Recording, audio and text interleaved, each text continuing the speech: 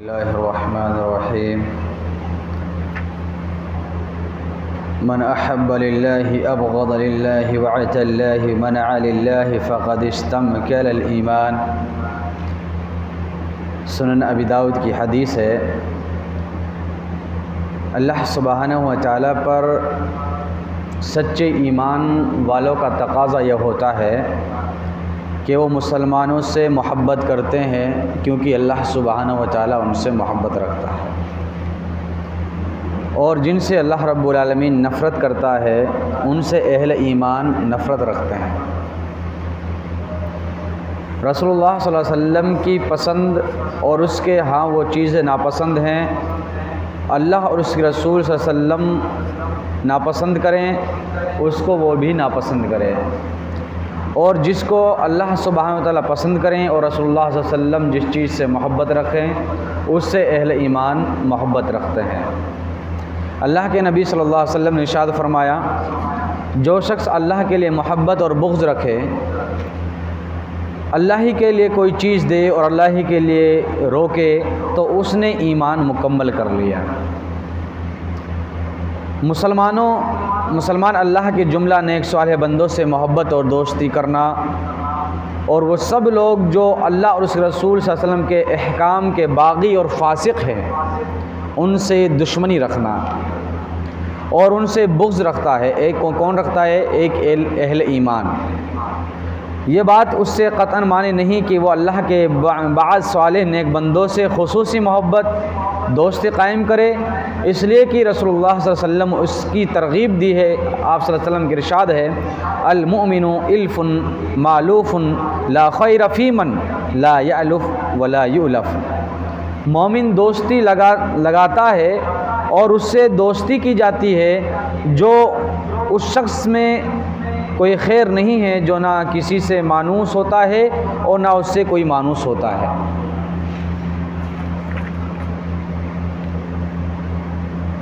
اللہ کے نبی صلی اللہ علیہ وسلم نے ارشاد فرمایا، عرش کے ارد گرد کل قیامت کے دن عرش کے ارد گرد کچھ نور کے ممبر ہوں گے، اور ان ممبروں پر بیٹھنے والوں پر شہداء ملائکہ بھی کیا ہے؟ رشک کریں گے۔ شہداء انہیں پر رشک کریں گے۔ وہ کون لوگ ہوں گے؟ صحابہ کرام نے عرض کیا، اللہ کے رسول صلی اللہ علیہ وسلم، ایسے لوگ ہوں گے جو نور کے ممبر پر بٹھا دیے جائیں گے، اور ان پر بھی انبیاء اور ملائکہ شہداء تک رشک کریں گے۔ وہ کون سے لوگ ہوں گے؟ اللہ کے نبی صلی اللہ علیہ وسلم نے ارشاد فرمایا، وہ لوگ ہوں گے جو ایک اللہ رب العالمین سے دوستی، اس کو اللہ رب العالمین کو خوش کرنے کے لیے کسی کو دوستی رکھے، اور اسی کو راضی کرنے کے لیے کسی سے دشمنی رکھے۔ ایسا شخص کو جو وہ ہوگا کل قیامت دن عرش کے نور کے ممبر کے پاس وہاں پر بیٹھا ہوا ہوگا، جس پر ملائکہ فرشتے کیا ہے؟ رشک کریں گے۔ تو اس حدیث سے معلوم ہوا کہ جو دشمنی رکھی جائے وہ بھی اللہ کے خاطر رکھی جائے، یعنی اللہ کے خاطر ایسا نہیں ہے کسی سے بھی دشمنی رکھ لو، نہیں، یہاں پر دشمنی اس کے لیے کی جا رہی ہے جو اللہ کا نافرمان ہو، اللہ کا باغی ہو، جو نمازوں کا پابند نہ ہو، شرک کے کام کر رہا ہو، اللہ کے احکام کو ٹھکرا رہا ہو، رسول اللہ صلی اللہ علیہ وسلم کے فرمان کو پش ڈال رہا ہو، اس کے لیے فرمایا جائے تم جو نیک کام کر رہے ہو وہ برائی کر رہا ہے تو اس سے دشمنی رکھو، کیونکہ اللہ بھی اس سے دشمنی رکھتا ہے۔ ایک اہل ایمان ہے، نمازوں کا پابند ہے، اچھے کام کرتا ہے، نیکیوں کے مارے بھاگا ہو پھرتا ہے، تو فرمائے ایسے سے تم دوستی رکھو، کیونکہ ایسے لوگوں سے اللہ بھی دوستی رکھتا ہے۔ تو یہ اللہ سے جن سے اللہ رب العالمین دوستی رکھتا ہے ان سے تم بھی دوستی رکھو، جن سے اللہ رب العالمین دشمن رکھتا ہے تم ان سے بھی دشمنی رکھو۔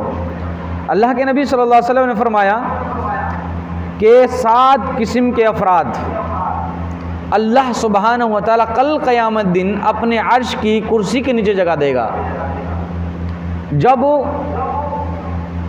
سوائے عرش کی کرسی کے سائے کے علاوہ کوئی سایہ نہیں ہوگا، نہ درخت کا ہوگا، نہ آسمان کا ہوگا، کسی چیز کا جو ہے سایہ نہیں ہوگا اس وقت۔ اس وقت اللہ کے رسول صلی اللہ علیہ وسلم فرمائے 7 قسم کے لوگوں کو اللہ رب العالمین اپنے عرش کے نیچے جگہ دے گا۔ سب سے پہلا، انصاف کرنے والا حاکم، انصاف کرنے والا بادشاہ، یا اس طریقے سے کہہ لیجیے آج کے دور میں انصاف کرنے والا جج۔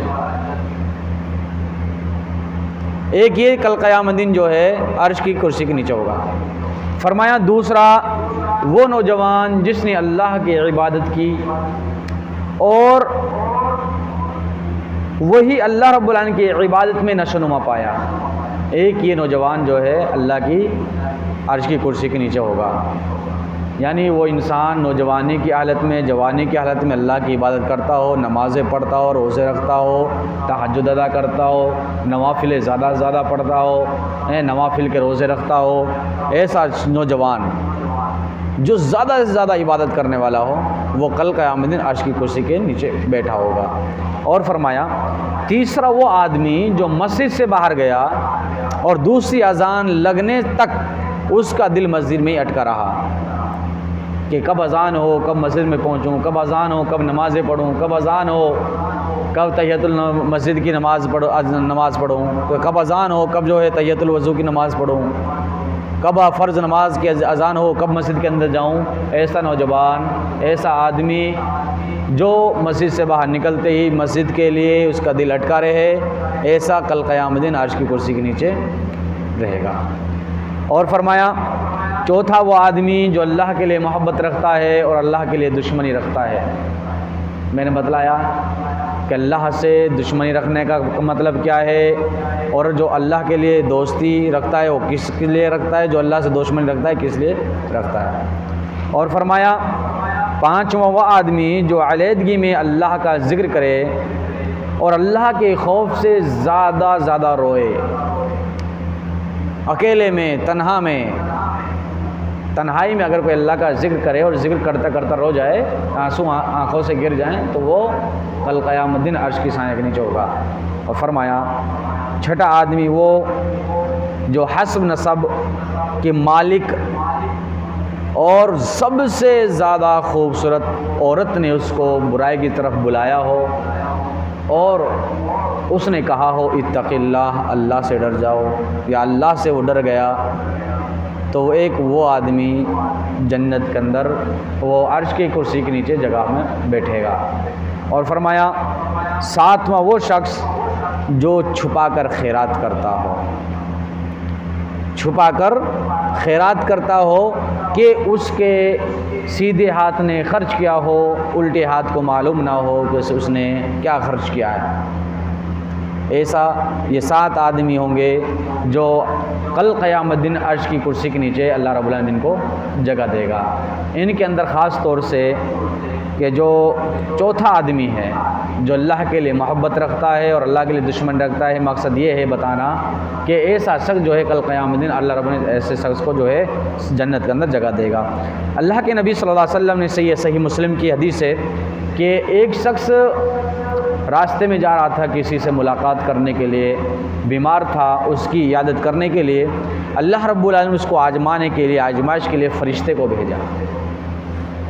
صحیح مسلم کی حدیث ہے، جلد نمبر 2 حدیث نمبر 158 کی، کہ جب گیا تو اللہ نے فرشتے کو بھیجا کہ فرشتے جاؤ اس سے پوچھ کے آؤ۔ فرشتہ گیا کہ بھائی یہ بتلاؤ کہاں جا رہے ہو؟ کہنے لگا کہ میرا ایک دوست بیمار ہے، اس سے ملنے جا رہا ہوں۔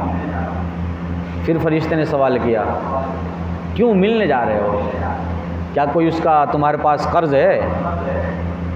ہو سکتا ہے اس لیے جا رہے ہو کہ قرض ہے میرے پاس، جاؤں گا تو ہو سکتا ہے مانگے نہیں، تو نہیں۔ پھر پوچھا اس کا میرے اوپر قرض بھی نہیں ہے؟ کہا قرض نہیں، کوئی احسان ہوگا، کوئی تمہارے اوپر اس نے احسان کر دیا ہو زندگی میں؟ کہا کہ نہیں، احسان بھی نہیں ہے۔ کہا کوئی رشتہ داری ہے؟ کہا رشتہ داری بھی نہیں ہے۔ کہا پھر کیوں جا رہے ہو؟ کہا کہ میں اس لیے جا رہا ہوں کیونکہ ان سے میں نے اللہ کو راضی کرنے کے لیے دوستی کی ہے، ان سے میں نے اللہ کو راضی کرنے کے لیے دوستی کی ہے، کیونکہ وہ اچھا انسان ہے، نیک کار انسان ہے، اس لیے میں نے اس سے دوستی کی ہے۔ تو اللہ کے رب العالمین کے حکم سے فرشتہ گیا، اس نے کہا میں اللہ کا بھیجا ہوا فرشتہ ہوں، اور اللہ سبحانہ و تعالیٰ نے اس سے محبت کرنے کی وجہ سے اللہ سبحانہ و تعالیٰ نے تمہارے لیے جنت واجب کر دی ہے۔ تو کہنے کا مقصد یہ ہے کہ دوستی ہو تو اللہ کے خاطر ہو، دشمنی ہو تو بھی اللہ کے خاطر ہو۔ اب اس کے اندر کچھ ایسی چیزیں ہیں جو دوستی میں کرنی پڑتی ہیں۔ دوستی کیسے لوگوں سے کی جائے، کیسے لوگوں سے بچا جائے، دوستی کے کیا کیا آداب ہیں، انشاءاللہ بہت لمبا جو ہے موضوع ہے اس چیز کا، کہ ہمیں معلوم ہونا چاہیے نا بھائی۔ ہم جو اپنے ساتھ گھومتے پھرتے ہیں لوگوں کے سامنے، ہمارے دوست ہیں، کیسے لوگوں سے ہمیں دوستی کرنی چاہیے، کیسے لوگوں سے ہمیں دشمنی رکھنی چاہیے، اور جب دوستی ہو جائے تو دوستی نبھائی کیسی جائے، یہ تمام چیز ہوتی ہیں۔ تو انشاءاللہ کل انشاءاللہ ہم یہ بتائیں گے کہ دوستی کیسے کی جائے، کیسے لوگوں سے کی جائے، اور دوستی کے کیا کیا حقوق ہیں۔ اللہ رب العالمین سے دعا ہے کہ الہ العالمین ہمیں سننے سے عمل کی توفیق عطا فرمائے۔ الہ العالمین جب تک ہم دنیا کے درجن اسلام پر زندہ رہیں، خاتمہ ہو تو اسلام ہمارا خاتمہ ہو۔ آمین۔ وآخر دعوانا الحمدللہ رب العالمین۔ السلام علیکم ورحمۃ اللہ وبرکاتہ۔